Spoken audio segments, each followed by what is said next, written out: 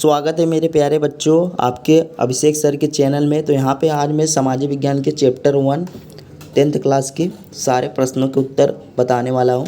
आर्य और द्रविड़ संस्कृति की जानकारी दीजिए, मतलब आर्य और द्रविड़ के बारे में बताइए। आर्य जो थे वो भारत के नॉर्डिक लोग थे। वो भारत में आर्यवर्त, हिंदुस्वर्त इन नामों कई नामों से जाने जाते थे। आर्य प्रजा भारत में आज हम लोग जो है वो हम आर्य के नाम से जाने जाते हैं। जिस राज्य में रहते थे वो मतलब जिस नदियों के किनारे पे रहते थे, 4-5 पॉइंट आपको बताना है इसमें आर्य के बारे में। उसे सप्त सिंधु के नाम से जाना जाता है।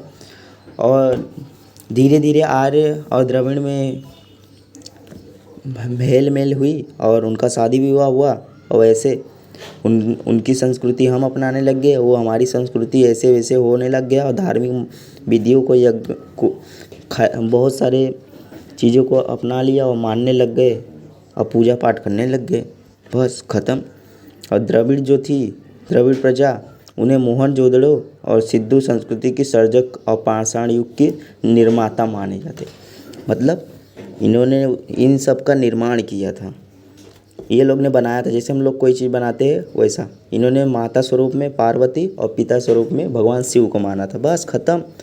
इसमें 3 पॉइंट याद रखना है आपको ध्यान से द्रविड़ में। और इन्होंने अवकाशी हेतु मतलब कि जैसे हम बहुत गरीब रहते हैं, जैसे मैं अभी गरीब हूँ, आपके लिए वीडियो बना रहा हूँ, तो ये लोग क्या करते थे, कटाई बुनाई करके अपना घर बार चलाते थे। बस ये तीसरा पॉइंट ये हुआ आपका। और फिर ये लोग क्या हुए, मतलब बहुत ज़्यादा गरीब थे। जैसे हम लोग गरीब होते हैं, हमारे पास रहने के लिए एक जगह नहीं रहती, तो क्या करते हैं हम लोग यहाँ एक दूसरे जगह चले जाते हैं। जैसे आज मैं गुजरात में रहता हूँ तो मेरे पास कम पैसा है तो मैं यूएस में चला गया पैसा कमाने के लिए। तो ये लोग क्या किए, गरीब थे ये लोग, पहले उत्तर प्रदेश में रहते थे, फिर धीरे धीरे दक्षिण भारत में आ गए, मतलब साउथ में जहाँ पे श्रीलंका रहती है।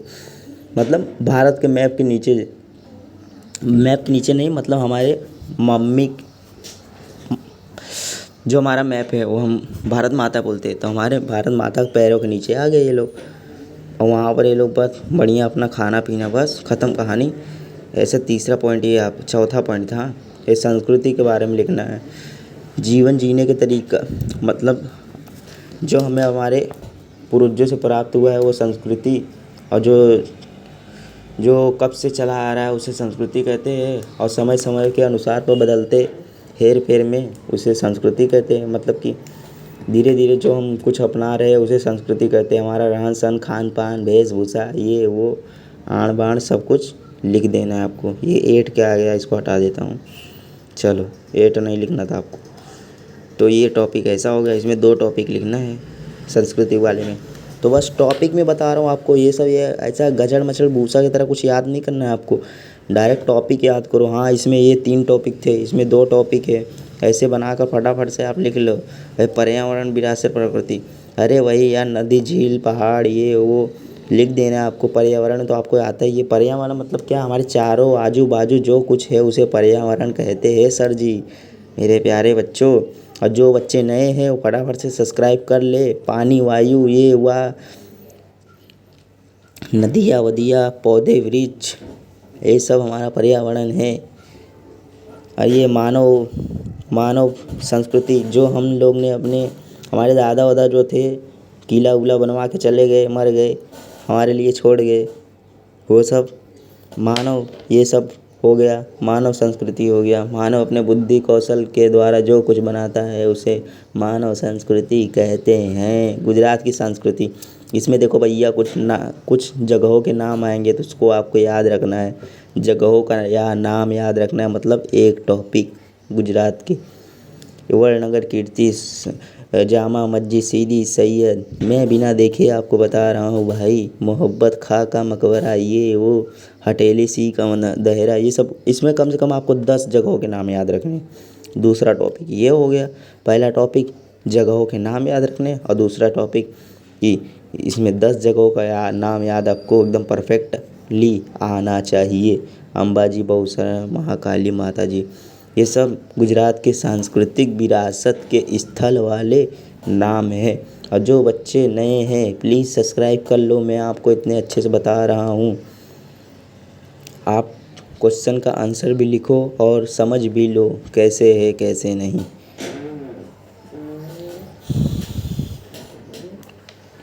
अगर ये वीडियो आप क्वेश्चन लिखने के बाद दोबारा देखते हो तो आपको अच्छे से याद हो जाएगा पूरा चैप्टर। आपको पूरा चैप्टर याद करने का ज़रूरत नहीं पड़ेगा मेरे प्यारे बच्चों। तो फटाफट से लिखो और ये वीडियो जितना हो सके उतना शेयर करो, कमेंट दबा के करो बहुत अच्छा से। भारतीय विरासत के जनत और संरक्षण के लिए हमारे संवैधानिक कर्तव्य बताएं। संविधान में मतलब जो संविधान का बुक है ना, उसमें क्या कर्तव्य लिखा गया है वो उसके बारे में बताया गया है। सार्वजनिक चीज़ों मतलब कि जो संपत्ति है सरकार के द्वारा उसका हमको पालन करना चाहिए और उसे तोड़ फोड़ नहीं करना चाहिए। अनुच्छेद 51 में भारतीय नागरिकों के मूलभूत कर्तव्य बताए गए हैं। उनमें निम्नलिखित बताए गए जैसे 6 ज और ट अर्थात 6, 7 और 9 में दर्शाया है। मतलब ये ऐसा कोई जैसे हमारा अभी टॉपिक नहीं है भारतीय संस्कृति, ऐसा उन लोग का टॉपिक है 6, 7, उसमें ये सब दर्शाया गया है। मूलभूत कर्तव्य मानव के बारे में क्या करना चाहिए क्या नहीं। हमें अपनी प्रकृति से संपत्ति को संरक्षण रखना चाहिए तथा उसे सुसरम्य बनाना चाहिए, मतलब कि उसका सुरक्षा करना चाहिए और सफाई रुफाई रखना चाहिए। पक्षी पशु सहित प्राकृतिक पर्यावरण का जतन करना चाहिए। यही सब तो दर्शाया गया है आपको, मतलब कि संस्कृति विरासत का कैसे रक्षा करना है और क्या कर्तव्य है वो आपको इसमें बताना है। और सब्सक्राइब करना मत भूलना, मैं आपको बार बार यार बताता रहता हूँ तो आप लोग सब्सक्राइब नहीं करते। जो बच्चे नए हैं वो फटाफट सब्सक्राइब ठोक दो एकदम। और वीडियो अपने दोस्तों को हो सके उतना शेयर करो, एकदम दबा के शेयर करो यार। लिख लो फटाफट से, मैं रोक के रखा हूँ। आप लोग बहुत बोलते थे ना, मेरे को बहुत ट्रोल करते थे कि सर आप बहुत जल्दी जल्दी लिखते हो और मुझे कुछ समझ में नहीं आता है, इसलिए मैं आपको फटाफट से बता रहा हूँ। यहाँ पर आप लिख लो। आपको ऐसा मोटिवेशन वीडियो बनाऊँगा ना कि आप यार 10वीं में तो ऐसा टॉप मारोगे ना कि आप 11वीं में जब आओगे ना तो आपका सब रिस्पेक्ट करेंगे। आपको ऐसा स्कॉलरशिप देंगे ना, सर लोग सामने से बुलाएंगे, सर आपको सर बोलेंगे, बच्चा नहीं बोलेंगे, सर बोलेंगे। सर आप मेरे स्कूल में आइए, आप मेरे स्कूल में एडमिशन ले लीजिए, आपका हम पोस्टर पे बैनर लगवाएंगे, ऐसा वैसा। जिस हिसाब से मैं समझा रहा हूँ उस हिसाब से अगर आप लिखोगे तो टॉप ही टॉप मारोगे। ओके मेरे प्यारे बच्चों, और यही पॉइंट लिखना है आपको, ठीक है। तो प्राकृतिक पर्यावरण और मानव जीवन के निकट संबंधों का वो बताए। मतलब प्राकृतिक पर्यावरण से हमारा क्या संबंध है। हम जो कुछ भी खाते हैं वो हमारा प्राकृतिक पर्यावरण का देन है। कृषि वृषि जो करते हैं सब प्राकृतिक पर्यावरण का देन है। फल फ्रूट ये वो आपको ऐसा याद रखना है। इसमें प्रकृति के साथ हमारा व्यवहार श्रद्धापूर्ण होने के उपधार पंचतंत्र की कहानी है। पंचतंत्र जानते हो, आकाश वायु जल आग, ये सब पंचतंत्र कहलाता है। इसे ही पंचतंत्र हमारे प्राकृतिक पर्यावरण से संबंधित है। तो इसमें कुछ इस प्रकार याद करना है। हमारे गीत त्योहार कविताओं चित्रों में प्रकृति और ऋतुचक्र का निरूपण दिखाई देता है। इसमें आपको खुद से टॉपिक बनाना है और खुद से याद करना है मेरे प्यारे बच्चों। तो फटाफट से लिख लो। भारत की सांस्कृतिक विरासत की जानकारी दीजिए। मतलब अब भारत के बारे में बताना है। अभी तो आप अपनी संस्कृति के बारे में बताओ, अब भारत के बारे में। सांस्कृतिक विरासत अर्थात मानव सर्जित विरासत, मतलब कि हम ये संस्कृति जो है हमारे द्वारा ही इसका निर्माण हुआ है, क्योंकि हम ये लोग खान पान करते हैं, वेशभूषा, ये सब हमारा संस्कृति कहलाता है। मानव अपनी योग्यता बुद्धि चातुर मतलब बुद्धि और कौशल द्वारा प्राप्त करके सांस्कृतिक विरासत सर्जन किया है। मतलब अपने बुद्धि के द्वारा उस वस्तु को बदल कर और उसको अपने उपयोग में लिया, उसको ही सांस्कृतिक विरासत। आर्यों से लेकर शक क्षण कुषाण हुण ईरानी ये तुर्क ये सब हमारे भारत में आए और ये सब आए और अपना मुर्गा मसल्लम साले जिस प्रकार से खाते थे मुसलमान लोग, वो आकर यहाँ पर, मैं उनको रोस्ट नहीं कर रहा हूँ, मतलब बता रहा हूँ यार, गाली वाली नहीं दे रहा हूँ। वो लोग आए यहाँ भारत में और ये सब सिखा दिए। आज हमारे भारत में 94% लोग मांसाहारी है। ये सब उन्हीं लोग का देन है, हमारे मुसलमान भाइयों लोग का। तो कुछ इस प्रकार से आपको लिखना है।